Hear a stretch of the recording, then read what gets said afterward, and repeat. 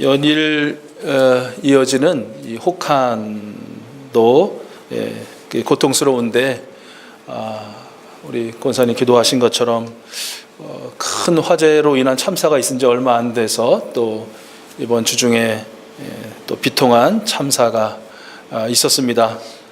오늘 아침 현재 보도하는 것을 보니까 밀양 그 병원 화재 사고로 인해서 38명이나 되는 또 고귀한 생명이 또 숨을 거두었고요. 150명이 넘는 부상자가 발생했다라는 것이죠. 또 더욱 안타까운 것은 어떻게 쓰는지 치료를 받고 다시 회복해서 가족에게로 또 신앙 공동체로 돌아가기를 희망하여 찾았던 병원이라는 또 건물에서 화재가 나서 유명을 달리한 분들이 계시다는 것이 더 마음이 좀 어려운 것 같습니다. 부디 고인들 그리고 그 유족들 우리 하나님께서 친히 위로해 주시고 또 품에 안아주시기를 그 눈물 닦아주시기만을 간구합니다. 사실 이런저런 참사가 발생하면 항상 그 원인을 조사하지요. 이번에도 또 이렇게 조사를 해서 밝혀낸 것은 일단은 10여 년 동안 계속해서 그 병원이 무단으로 중축을 거듭했다라는 것이죠. 행정관청에서는 이 원상복구를 명령해봤자 그냥 이렇게 벌금 같은 것 그냥 내고 계속 버텨왔다는 얘기고요. 또 첫 이 발화 지점으로 여겨지는 곳에 누전이 있었다고 그러는데 지난 몇 달 전만 해도 소방 안전 시설을 다 점검했는데 양호 판정을 받았다는 것이죠. 그런데 그 전에도 여러 번 이렇게 누전이 이곳저곳에서 발생했다는 것이에요. 행정부처도 그렇고 병원 당국도 그렇고 다 소위 우리가 말하는 안전불감증이라고 할까요? 그것이 원인으로 꼽을 수 있을 것 같고요. 또 화재가 발생하면 그 불을 좀 끈다든지 그 확산을 좀 막을 수 있는 스프링클러도 법적으로는 설치되지 않아도 무관했다. 그래서 안 했을 뿐이다 라고 또 말하는 것을 보면서 그것도 하나의 막지 못한 참사 이유가 될 텐데 그렇다면 그 법을 제정하는 입법기관이나 또 그곳에 일하는 사람들의 책임도 좀 사실은 그렇게 면해주기가 저희 감정상 쉽지는 않은 것 같습니다. 물론 태부적인 지방 소방관 인력과 장비들 문제는 더할 나위 없고요. 그런데 이 모든 것을 다 종합해 보면 어떤 결론이 나옵니까? 왜 이런 참사가 발생합니까? 결국은 사람, 생명보다는 재물, 물질, 또 다른 사람들을 이롭게 하고 돕고 살리는 것보다는 내가 살고 더 잘 살고 더 풍요로워져야 한다는 어떻게 보면 현대 천민 자본 절대주의라고 할까요? 이런 것들이 그냥 만연해 있다는 누구의 문제가 아니라 저에게도 그렇고 혹시 또 우리에게도 그렇고 우리나라 국민 모두에게 퍼져 있는 그런 악종이 문제가 아닌가 싶어요. 연일 대통령은 사람이 먼저다. 국민이 안전한 대한민국을 외치고 있어요. 그런데 그 외침이 또는 그 지시가 현장까지는 다다르지가 않은 것 같아요. 현장까지 다다른다는 것은 굉장히 요원해 보입니다. 왜 그럴까요? 당연히 그 최고 지도자의 말이 전해져서 그 실제적인 소위 우리가 이제 말하는 말초신경이라고 할 수 있는 현장에 적용되기까지 어느 단계에선가 그게 막히는 거죠. 이 중단이 되는 것이죠. 아니면 곡해되어서 또 그 뜻이 잘못 전해진다든지 그런다는 것이에요. 그렇게 되도록 오랜 시간 동안 누적되어 쌓여 있는 폐해들이 어떻게 보면 우리나라 구석구석에 그렇게 심각하다는 것의 반증 질문일 수도 있을 것입니다. 도대체 제대로 듣고 있는가? 의문이 든다라는 것이 대통령의 일갈이에요. 제대로 듣고 있는 게 맞는가? 모든 문제 해결을 한 가지 어떤 결론이나 방책으로 다 수렴할 수는 없겠지만 이번 같은 경우도 잘 듣는 것이 어떻게 보면 문제 해결을 위한 단초이다 라고 그렇게 말할 수 있을 것 같아요. 잘 듣는 것이 문제 해결의 단초다라는 것이에요. 잘 듣는다는 것은 무엇입니까? 그저 귀로 전달되는 청각 신호를 내가 잘 수신했다. 물론 포함하지만 그것만은 아닐 것입니다. 여러분 제 소리가 잘 들리시나요? 잘 들리시면 예 해보세요. 잘 들리시나요? 네. 경연이 잘 들리나요? 제 목소리 잘 들리나요? 네. 잘 들리나요? 했을 때 네라고 대답하는 거는 당신의 이 목소리 신호가 내 이 달팽이관을 통해서 내 고막을 울려서 내 내장을 통해서 내가 들었다, 들린다 라고 이렇게 회신하는 거잖아요. 그런데 잘 듣는다는 것이 그것을 물론 포함하지만 그것만은 아니라는 것이죠. 잘 듣는다는 것은요, 어떤 의미를 포함합니까? 주의를 기울인다라는 뜻도 포함한다는 것이에요. 주의를 기울인다, 바짝 긴장하고 그 말에 집중한다는 것이에요.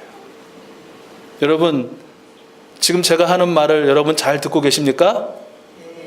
이런 의미에서 그렇다면 예라고 크게 대답해 보세요. 여러분 제 말을 잘 듣고 계십니까?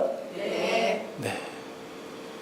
부디 시작과 중간과 끝이 그리고 이후의 삶이 그리 되기를. 보통 잘 아시잖아요.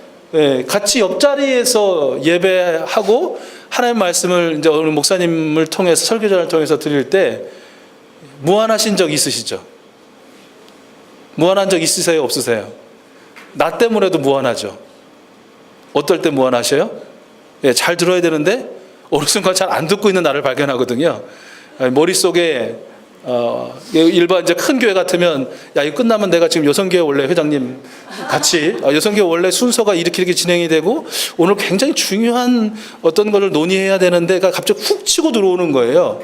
그럼 그 전에 잘 들었다가 이게 치고 들어오면 잘 안 듣게 되거든요. 깜짝 놀래요. 또 어떤 메시지가 딱 들어오면 이게 나의 성향이라는 게 있거든요. 나의 지향이라는 게 있어요. 내 관념이라는 게 있고 이런 게 있어요. 그 필터에 딱 걸리잖아요. 그러면 그 필터를 통과시키지 못하고 거기에 딱 그냥 건더기로 남는 거예요. 그러니까 이게 잘 들었다가 딱 잘 안 듣는 거로 쭉 빠져버려요. 이게 이제 보통 이게 이제 그런 의미에서 잘 듣는다는 게 뭐냐.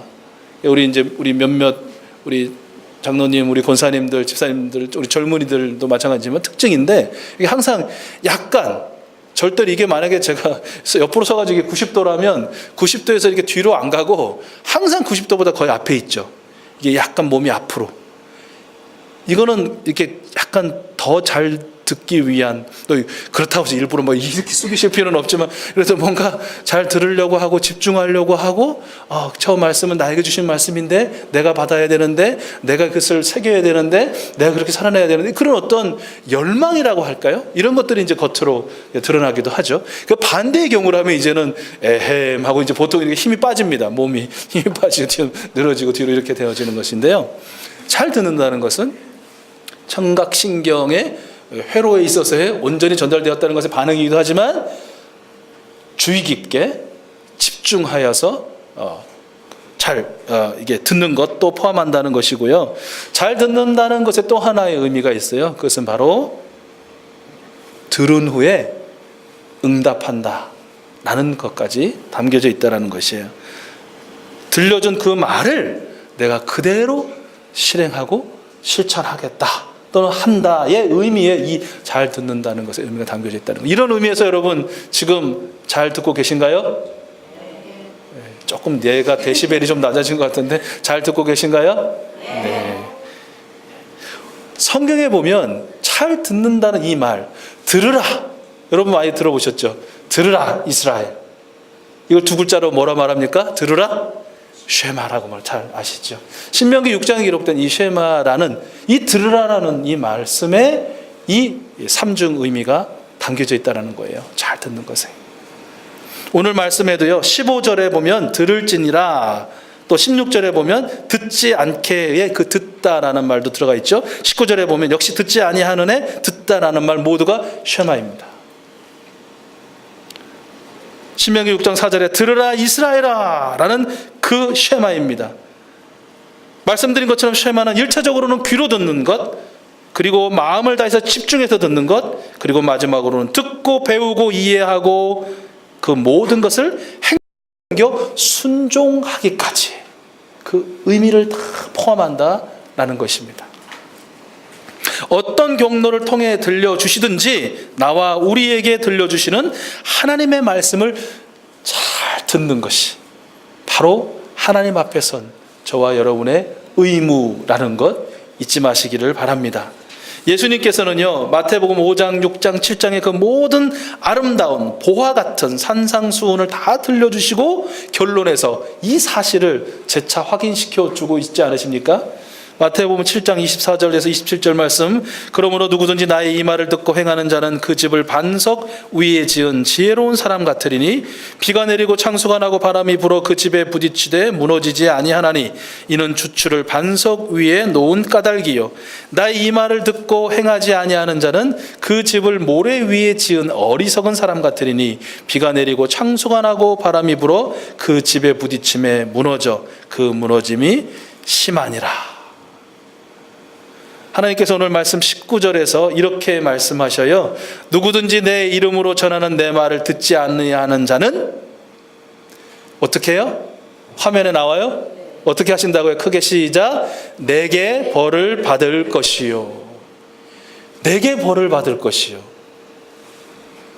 하나님의 말씀을 듣는 것, 예언자들을 통하여 전달되는 하나님의 말씀에 순종하는 것에 관한 죄와 그 처벌은 다른 백성들에 의해서 화형을 당하든지 투석형, 즉 이 돌을 맞아가지고 당하는 형벌과는 달리 하나님께서 직접 벌하시겠다는, 어떻게 보면 그러실 만큼 굉장히 하나님이 중요하게 여기신다는 것이, 이게 잘 받아들이셔요. 하나님이 직접 벌한다는 것이 두려워라기보다 하나님께서 직접 그 죄를 물으실 만큼 우리에게 너무나 중요한 것으로 하나님께 여기신다는 것이에요. 무엇이요? 어떤 경로를 통해서든지 들려주시는 하나님의 그 말씀을, 하나님의 음성을 잘 듣는 것, 바로 그것이 말입니다. 이스라엘에게 있어서는 더할 나위 없이 더 중요했던 것이요, 신앙 공동체이면서 국가 공동체였던 이스라엘 공동체를 일으키고 발전시키는 것이 무엇이냐?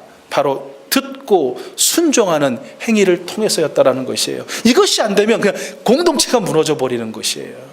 모든 것이 다 흐트러져 버리는 것이에요. 꼭 그 당시 이스라엘 백성들, 이스라엘 공동체만 그럴까요? 아니에요. 오늘날 신앙 공동체인 우리 교회 공동체도 마찬가지예요. 한 사람 한 사람 우리 모두가 하나님의 말씀을 잘 듣는 것이야말로, 그 말씀에 순종하는 것이야말로 공동체를 늘 새롭게 하고 발전시키고 실질적으로 부흥시키는 통로요, 원리예요. 나 한 사람? 아니에요. 나 한 사람이 그렇게 공동체를 무너뜨릴 수 있게 된다는 것이에요. 그것이 마음에 좀 두렵기도 하고 무겁게도 받아들이셨으면 좋겠고요. 그것으로 인해서 마음을 또 새롭게 하고 결단을 새롭게 하는 저와 여러분 될 수 있기를 소원합니다. 아마 들어보셨을 거예요. 다시 한번 들어보시죠. 어느 주일 아침에 한 설교자께서 날카롭고 또 반면에 재미있는 감동적인 설교를 하셨어요. 사람들은 감동을 받았습니다. 그들이 들어본 설교 중에 정말 일생일대 최고의 설교라고 극찬을 했죠. 그런데 그 다음 주에도 그 설교자는 같은 설교를 했어요. 똑같은 설교를 들었음에도 불구하고 역시 교인들은 그 전주와 똑같은 감동을 느낍니다. 전율합니다. 정말 일생일대 최고의 설교라고 그들은 극찬에 마지 않습니다. 그런데 돌아오는 세 번째 설교에서도 그 설교자는 그 전주일과 그 전전주일에 했던 모든 설교와 동일하게 단 하나의 단어도 바꾸지 않고 그대로 설교합니다. 사람들이 의아해하는 것은 당연하죠. 마침내 궁금증을 이기지 못한 교인 중 한 사람이 목사님께 물어보는 것입니다. 설교자에게, 목사님 그 설교는 아주 훌륭합니다. 사력 있고 통찰력도 있고 우리에게 영감을 줍니다. 하지만 아무리 그런 설교라도 왜 그렇게 반복해서 하시는지 궁금합니다 라고 물었다는 것이죠. 그때 그 설교자는 웃음을 지으며 답했습니다.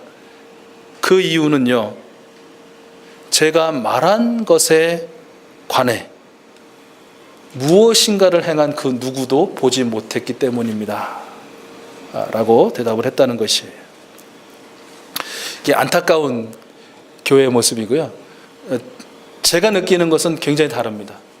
저는 잘 듣는 부분에 있어서 요즘에 크게 기뻐하고 참으로 감사하고 있습니다.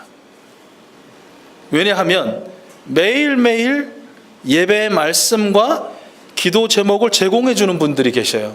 섬겨주는 분들이 계셔요. 얼마나 감사하고 고맙고 기쁜지 몰라요.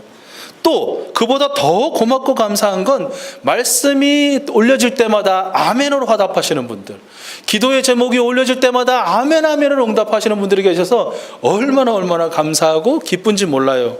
그런데요, 정말 제가 기쁘고 감사한 게 있어요. 그것은 단순히 잘 보았어요, 내가 눈으로 봤어요, 아멘, 또는 내가 잘 들었어요, 아멘의 의미를 넘어서서 하나님의 그 말씀과의 부딪힘이 어떠했는지, 하나님의 말씀에 순종해 생활 속에 적용했을 때에 작은 성공이든 작은 실패든 그 느낌이 어땠는지, 그 감정이 어땠는지, 그 부딪힘으로 밀려오는 나의 삶의 유동침이 어땠는지에 대해서 나눠주시는 분들이 계시다는 거예요. 얼마나 제가 크게 기뻐하고 감사하는지 몰라요. 이것이 바로 이런 모습이야말로 하나님의 말씀을 듣는 청취자, 청중 또는 청자로서의 올바른, 바람직한, 하나님이 인정하시고 기뻐하시는 모습이기 때문이다, 그러는 것이죠. 저는 그래서 우리 익수수 교회가 너무 감사하고 너무 고맙고 또 하나님 앞에서 즐거워하고 기뻐합니다. 전에도 있었겠지만 전보다 더한 이런 은혜 이후로도 더 많은 분들이 더 자주 또 더 일상적이고 실제적이고 구체적인 잘 들음의 역사, 아멘의 화답의 역사가 있게 될 줄로 믿습니다.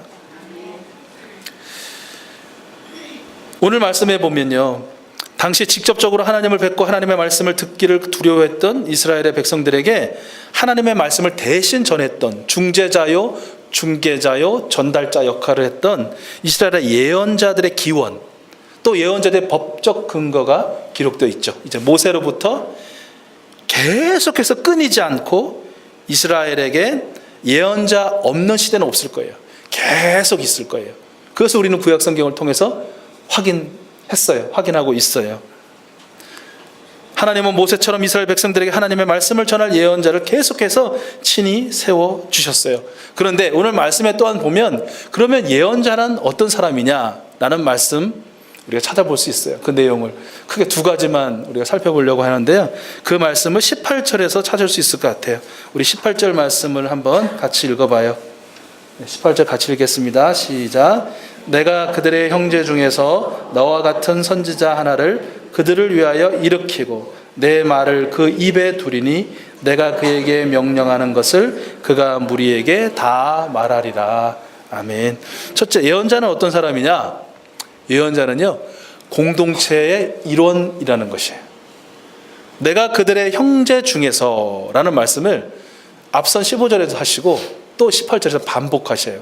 내가 예언자를, 모세와 같은 예언자를 너희들에 계속해서 보내줄 것인데 그 예언자는 다른 민족, 다른 세계, 다른 공동체의 누구가 아니라 너희들과 함께 먹고 살고 지내고 있는, 생활하고 있는 너희들 중에서 세우겠다라고 하나님께서 말씀하시는 것이에요. 예언자는 그 공동체 중에 한 사람이었다라는 것이에요. 이스라엘의 언약 역사에 확고하게 뿌리를 두고 있는 것입니다. 즉 예언자는 이스라엘의 전통 안에서 자라고 있기 때문에, 생활하고 있기 때문에 그 모든 백성들의 갈망과 상처를 그 또한 개인적인 경험을 통해서 다 체득하는 거예요. 이해하는 거예요. 아는 거예요. 따라서 예언자는 공동체에서 분리돼서 막연한 이야기, 뚱구름 잡는 이야기를 하지 않아요. 예언자는 공동체의 일원이라는 것이에요. 저 같은 설교자에게 있어서 가장 두려운 것이 그것이에요. 같이 생활하고 같이 살아감에 있음에도 불구하고 뭔가 저 사람이 이야기하는 것은 뚱구름 잡는 이야기 같아. 우리의 생활하고는 완전히 다른 세계에 사는 사람의 이야기 같아. 우리가 하고 있는 고민하고는 좀 다른 것 같고, 우리가 괴로워하고 있는 것과의 괴로움은 또 다른 차원의 괴로움인 것 같고, 나는 정말 그냥 보통 사람들이 말하는 1차원적인 고민을 하고 있다면 저분은 막 5차원, 6차원, 7차원, 10차원적인 고민을 하고 있는 것 같아. 나는 이 세상에 이 땅의 삶에 대해서 아파하고 고민하고 있는데 저분은 저 영원한 어떤 나라에 대한 고민을 하고 있는 것 같아. 라는 것을 이렇게 받아들이실까 봐 항상 걱정이 되고 또 고민이 돼요. 사실은 많은 분들이 그렇게 하지 않으려고 꽤나 노력을 합니다. 그래서 예전에 노력했던 것이 간접적인 경험인 막 책도 보고 또 TV 프로그램도 보고 다큐도 보고 영화도 보고 했죠. 그런데 어떻게 보면 그것도 상당히 간접 경험에 불과할 수가 있죠. 가장 좋은 건 그냥 같이 들어가는 거예요. 방문하고 20-30분짜리 신방하고 또 잠깐에 그냥 이렇게 안부 묻는 정도로는 되지 않더라는 것이죠. 그래서 그들의 삶 가운데로, 물론 그렇게 들어가면 좀 어려워하시는 분들 있으시죠. 좀 저분하고 나하고는 좀 별로, 그러니까 저분이라는 건 이제 목회자, 설교자 별로 엮이고 싶지 않다, 내 삶은. 이게 이제 어떻게 보면 괜한 그런 것들이 있는 것 같아요. 이스라엘 백성들이 왜 중재자를 원했을까요? 하나님을 직접 뵙는 것을 두려워했을까요? 왜? 빛이신 하나님께 나아가면 자신들의 모든 죄악들이 다 드러나거든요. 불과 같은 하나님의 열심에 자신들의 모든 그 죄악이 드러나서 다 불타 죽을 것 같거든요. 가까이 할 수가 없는 거예요. 그냥 그렇게 해서 대신 그냥 좀 멀찍이 떨어져서 볼 수 있고 들을 수 있고 이해할 수 있는 중재자, 당신께 직접 나아가도 깨끗한 그 사람, 당신의 불과 같은 열심에도 다 죽지 않을 만큼의 그런 중재자를 세워달라고 요구하는 것이 그들의 모습이었던 것처럼, 어떻게 보면 우리도 목회자나 설교자 절대 안 그렇거든요. 옛날 모세와 같은 예언자를 쭉 세워주셨지만 신명기를 마감하는 34장에 보면 이 땅에 다시는 모세와 같은 예언자가 태어나지 않았다라고 말해요. 세우지 않았다고. 그럴 정도로 완전한 사람이 없어요. 그런데 온전히 그런 거 있어요. 괜히 목사, 뭐 전도사, 뭐 선교사, 뭐 때로는 어떤 분들은 또 기도 많이 하시는 분들 만나면 막 내 죄가 드러날 것 같고 막 그거에 막 내가 막 주눅들 것 같아가지고 아예 엮이고 싶지 않다. 저분들에게 별도로 근데 그분들을 사실 어떻게 보면 죽이는 거예요. 딴소리하게 만드는 거예요. 오늘 말씀에 나오는 것처럼 하나님이 맡기시는 말보다는 정말 그 언약 백성 중에 한 일원으로서 그의 모든 삶의 그 모든 것들을 공유하는 사람으로서의 말이 아니라 그냥 딴 세계에서 온 사람의 이야기를 할 수밖에 없게끔 만드는 원인을 제공하는 거예요. 그러므로 우리 익숙스 가족들만큼은 들어가는 것을 용납하시고 그리고 또 들어오세요. 그렇게 어떻게 보면 저희가 목장이라는 것이 그래서 이론이에요. 각각 제각각 딴 나라를 살고 딴 세상을 살고 너는 나를 절대 몰라 나는 너를 절대 몰라라는, 그러면서도 서로 아는 것처럼 지내는 그런 거짓 공동체 말고요. 뭐 그렇다고 해가지고 우리 김 목사님 지난주 말씀하신 것처럼 막 그걸 또 캐내고 막 해가지고 그랬더니 저랬더니 막 사방에 막 또 나팔 부고 그건 아니죠. 그래서 내 마음에 품고 안고 함께 아파하고 그 예수님의 심장과 예수님의 심령으로 함께 기도하고 그 안에서 치유와 하나님의 놀라운 임재를 경험하는 것이, 그것을 위해서 우리가 하는 이유이기도 해요.